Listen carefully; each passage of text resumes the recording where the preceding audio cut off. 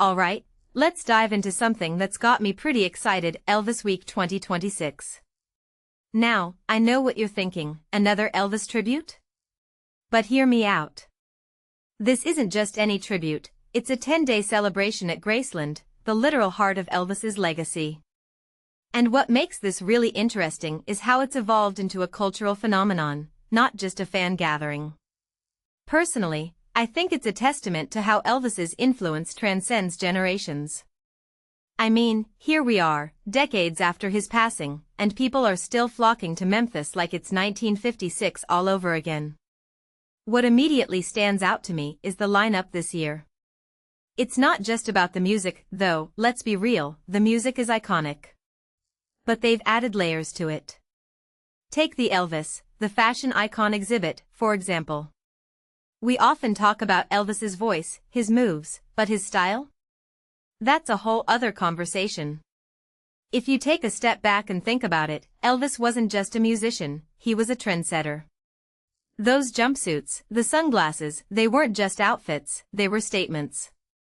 This exhibit feels like a long overdue nod to that side of him.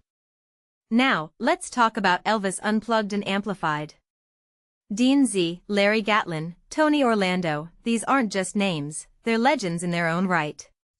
What this really suggests is that Elvis's legacy isn't just about him, it's about the community he inspired. These artists are here to pay tribute, sure, but they're also here to celebrate the impact he had on their careers.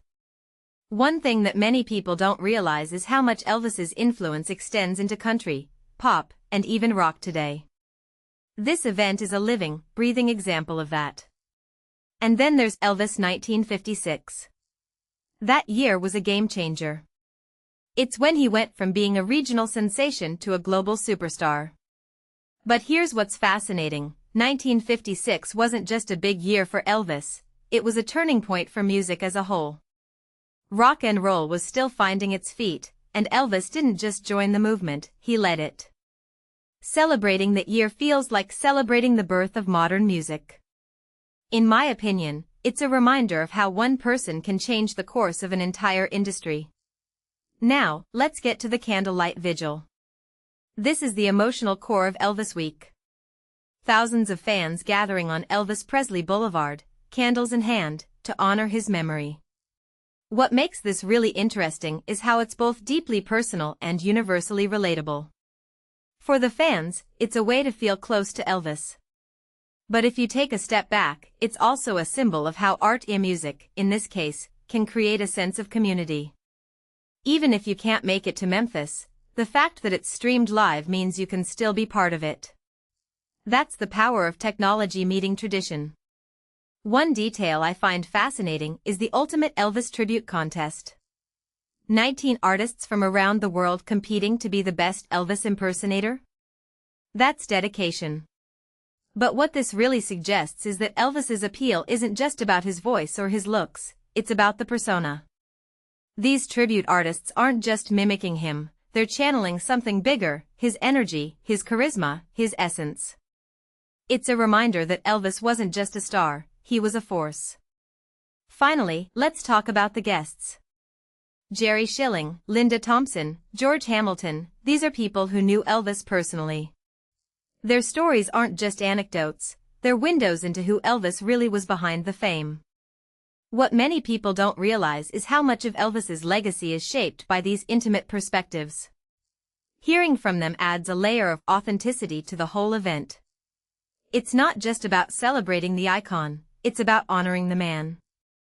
So, here's my closing thought, ElvisWeek 2026 isn't just a tribute, it's a cultural event.